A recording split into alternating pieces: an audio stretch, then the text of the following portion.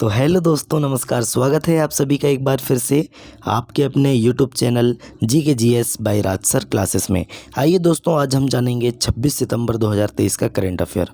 चलिए वीडियो में आगे बढ़ते हैं, बातचीत करते हैं। अगर अभी तक आपने चैनल को सब्सक्राइब नहीं किया है तो चैनल को सब्सक्राइब करें, बेल आइकन को दबाएँ ताकि आगामी वीडियो की नोटिफिकेशन आपके तक पहुँच सके। चलिए पहला क्वेश्चन देखते हैं, आगे बढ़ते हैं। पहला क्वेश्चन आता है, केंद्र सरकार ने RBI के deputy governor M Rajeshwar Rao का कार्यकाल कितने वर्ष के लिए बढ़ा दिया है? तो राइट आंसर है दोस्तों, 1 वर्ष के लिए इनका बढ़ा दिया है कार्यकाल, है ना। किसका कार्यकाल? तो M राजेश्वर राव जी का कार्यकाल, है ना। डिप्टी गवर्नर हैं ये। चलिए नेक्स्ट क्वेश्चन आता है, भारत ऊर्जा शिखर सम्मेलन 2023 का उद्घाटन किसने किया? तो भारत ऊर्जा शिखर सम्मेलन 2023 का उद्घाटन RK सिंह जी ने किया है। चलिए आगे बढ़ते हैं। 9वें ब्रिक्स संसदीय मंच में संसद के एक प्रतिनिधि मंडल का नेतृत्व कौन करेगा? तो कौन करेंगे दोस्तों? हरिवंश नारायण सिंह जी। कौन करेंगे? हरिवंश नारायण सिंह जी करेंगे। चलिए, वनडे क्रिकेट इतिहास में किस टीम ने 3000 छक्के लगाने का रिकॉर्ड बनाया है? तो राइट आंसर आप सभी जानते हैं, भारत। चलिए आगे बढ़ते हैं, नेक्स्ट क्वेश्चन देखते हैं। IBSA blind football inter continental cup 2023 का आयोजन किस शहर में किया जाएगा? तो राइट आंसर है दोस्तों, कोच्चि शहर में किया जाएगा, केरल राज्य में, है ना। चलिए नेक्स्ट है, प्रधानमंत्री नरेंद्र मोदी जी के सलाहकार कौन है जिनका कार्यकाल बढ़ा दिया गया है? तो कौन है दोस्तों उनके सलाहकार? अमित खरे जी हैं, ये भी आपको पता है। चलिए नेक्स्ट है, Dada Saheb Phalke life time achievement पुरस्कार से किसे सम्मानित किया जाएगा? तो वहीदा रहमान, है ना। किसे सम्मानित किया जाएगा दोस्तों? तो वहीदा रहमान जी को सम्मानित किया जाएगा। एशियाई खेल 2023 में भारत ने अपना तीसरा गोल्ड किस खेल में जीता है? तो घुड़सवारी में जीता है। पहला गोल्ड दोस्तों निशानेबाज में, दूसरा क्रिकेट में, तीसरा घुड़सवार में, ये आपको याद रखना है। चलिए आगे बढ़ते हैं, नेक्स्ट क्वेश्चन देखते हैं। अब हम देखते हैं दोस्तों ऑप्शन वाले क्वेश्चन जो अभी हमने पढ़ चुके हैं।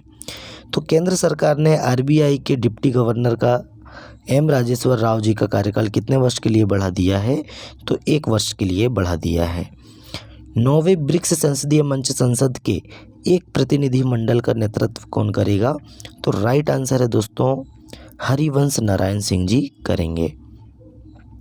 नेक्स्ट क्वेश्चन में चलते हैं, बातचीत करते हैं। IBSA blind football inter continental cup 2023 का आयोजन किस शहर में किया जाएगा? तो राइट आंसर है, केरल के कोच्चि में किया जाएगा। नेक्स्ट चलते हैं, Dada Saheb Phalke life time achievement पुरस्कार से किसे सम्मानित किया जाएगा? तो राइट आंसर है option number C, Waheeda Rehman. 5वां क्वेश्चन आता है, एशियाई खेल 2023 में भारत ने अपना तीसरा गोल्ड किस खेल में जीता? तो राइट आंसर है दोस्तों, घुड़सवारी में।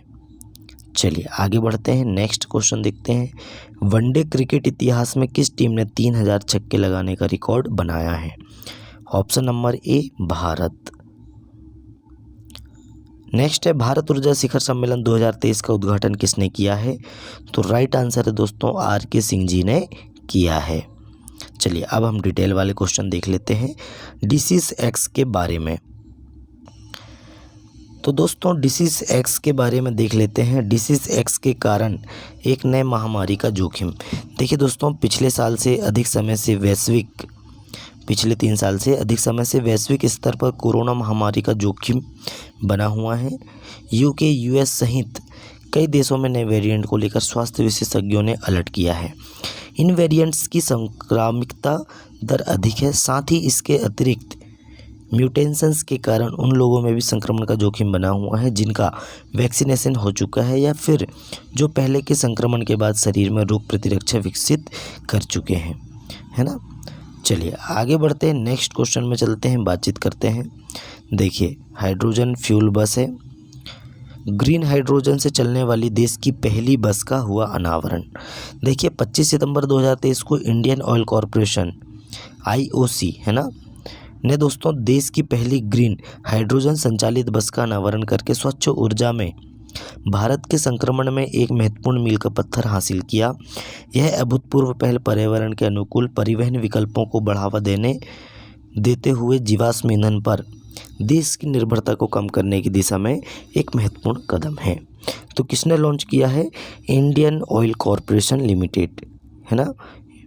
चलिए आगे बढ़ते हैं, नेक्स्ट क्वेश्चन में चलते हैं, बातचीत करते हैं। डिटेल वाले क्वेश्चन चालू हो चुके हैं हमारे, है ना।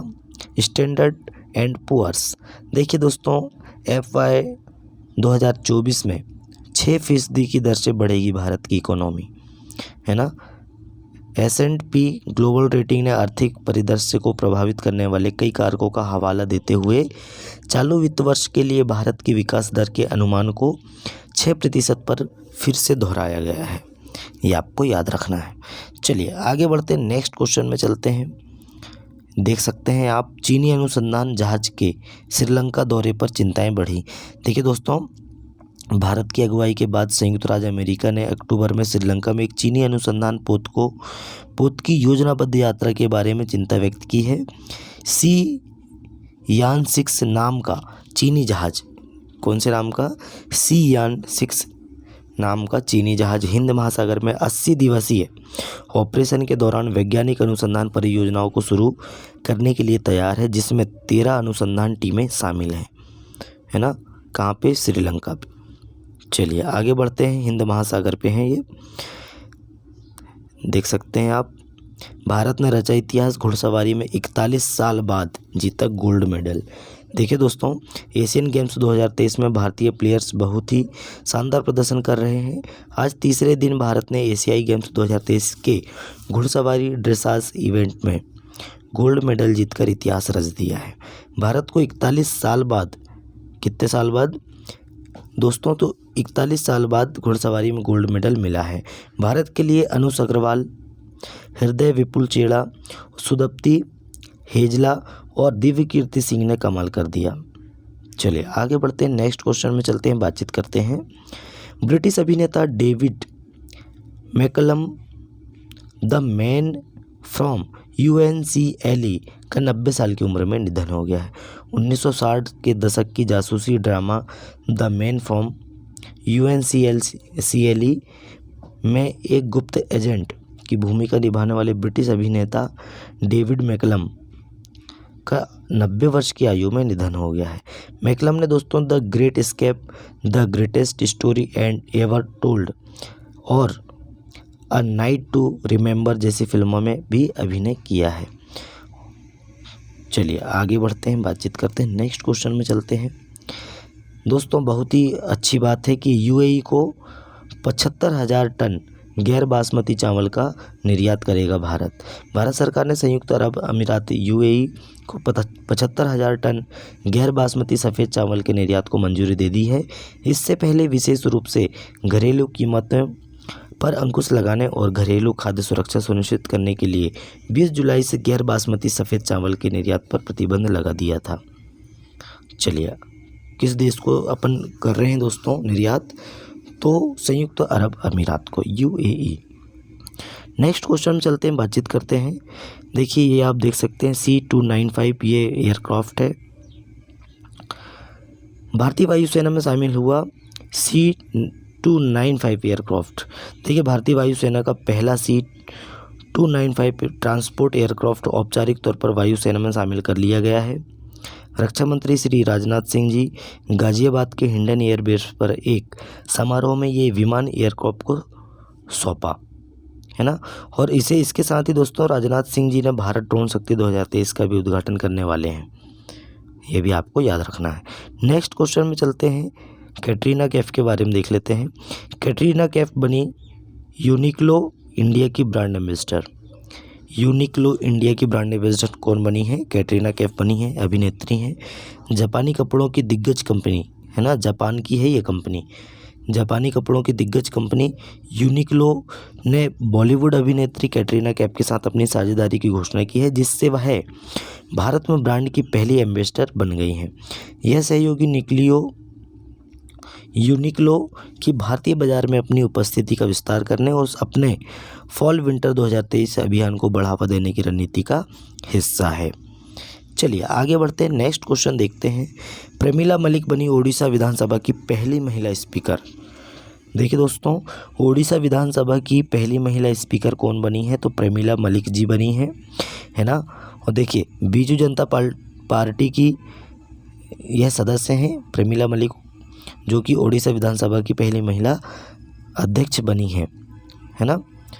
देखिए प्रेमिला मलिक जी को ओडिशा विधानसभा का अध्यक्ष चुना गया और उन्हें निर्विरोध चुना गया। कई मई 2023 में विक्रम केसरी अरूखा के इस्तीफे के कारण यह पद खाली हो गया था। चलिए आगे बढ़ते हैं, प्रेमिला मलिक की राजनीतिक पृष्ठभूमि देख लेते हैं। राजनीतिक जाजपुर जिले की झंझारपुर विधानसभा सीट के 6 बार विधायक रह चुकी हैं और वह शुरू में दोस्तों 1990 में जनता दल के सदस्य के रूप में विधायक बनी थी। ये भी आपको याद रखना है, 1990 में। वहीदा रहमान को मिलेगा Dada Saheb Phalke life time achievement award.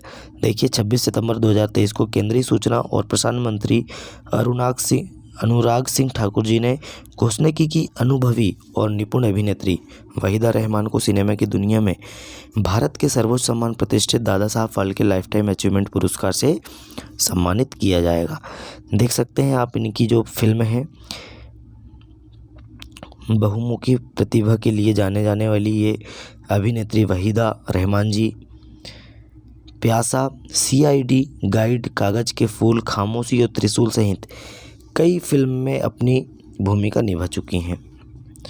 चलिए आगे बढ़ते हैं, भारतीय सिनेमा में उनके शानदार योगदान पर प्रकाश डाला है ना, और उद्योग को आकार देने में उनकी भूमिका को स्वीकार किया। केंद्रीय मंत्री अनुराग सिंह ठाकुर जी ने ट्विटर पर वहीदा रहमान को यह प्रतिष्ठित पुरस्कार देने पर अपनी अपार खुशी और सम्मान व्यक्त किया है। चलिए आगे बढ़ते हैं, नेक्स्ट चलते हैं। अमेज़न ने AI कंपनी एंथ्रोपिक में $4 बिलियन का निवेश किया। कितने बिलियन डॉलर का? तो $4 बिलियन का।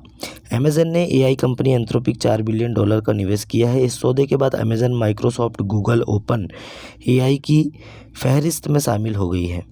ओपन AI को ChatGPT की सफलता के बाद उसने चैटबॉट में AI के जरिए कविताएं, निबंध और कई तरह के कामों को अंजाम दिया है।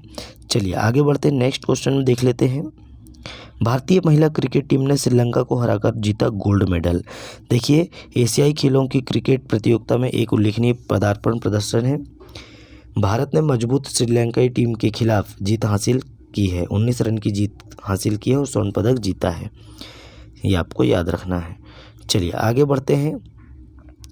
देखिए दोस्तों, और भारतीय स्वर्ण पदक की राह उनकी प्रभावशाली बल्लेबाज प्रदर्शन में शुरू हुई। टॉस जीतकर पहले बल्लेबाजी करने उतरी भारतीय टीम निर्धारित 20 ओवर में दोस्तों 7 विकेट खोकर 116 रन पर ही सिमट गई थी, है ना। स्मृति मानधाना ने 46, जेमिमा रोड्रिग्स ने 42 की अहम साझेदारी से श्रीलंका को प्रतिस्पर्धी लक्ष्य देने में अहम भूमिका निभाई। चलिए आगे बढ़ते हैं, नेक्स्ट क्वेश्चन देखते हैं। ये देख सकते हैं आप, नासा ने ओसिरिस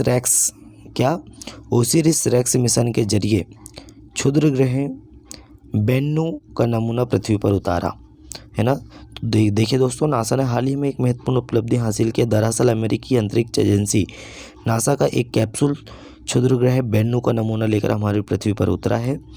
धरती पर उतरे सैंपल से वैज्ञानिकों को सौरमंडल की उत्पत्ति के बारे में अधिक जानकारी हासिल करने में सहायता मिलेगी। बता दें, नासा को इस सफलता के लिए 7 साल का इंतजार करना पड़ा है। तो 7 साल का इन्होंने इंतजार किया है दोस्तों, तब जाके यह मिशन इनका सफल हुआ है। चलिए आगे बढ़ते हैं, नेक्स्ट क्वेश्चन देखते हैं।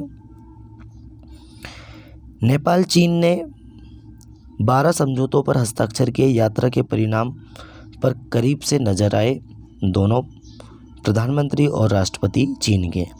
तो नेपाल के प्रधानमंत्री पुष्पकमल दहल जी हैं ने दोस्तों हाल ही में चीन की अपनी सप्ताह भर की यात्रा की समाप्ति की है, जिसमें बेल्ट एंड रोड इनिशिएटिव परियोजनाएं सीमाओं पर सीमा पार ऊर्जा व्यापार और पिछले समझौते जैसे महत्वपूर्ण मुद्दों को संबोधित करने की उम्मीद थी, है ना।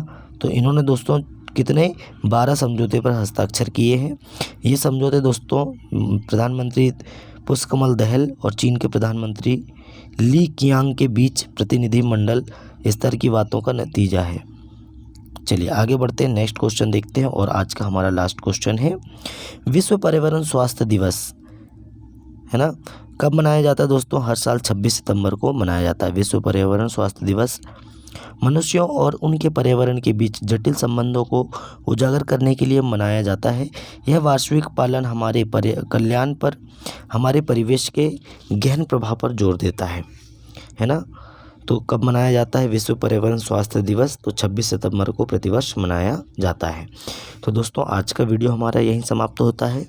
कैसा लगा वीडियो कमेंट करके बताएं। अपने दोस्तों में ज़्यादा से ज़्यादा वीडियो को शेयर करें, लाइक करें और चैनल को दबा के सब्सक्राइब करें। चलिए तब तक के लिए मिलते हैं नेक्स्ट वीडियो में। जय हिंद, जय भारत।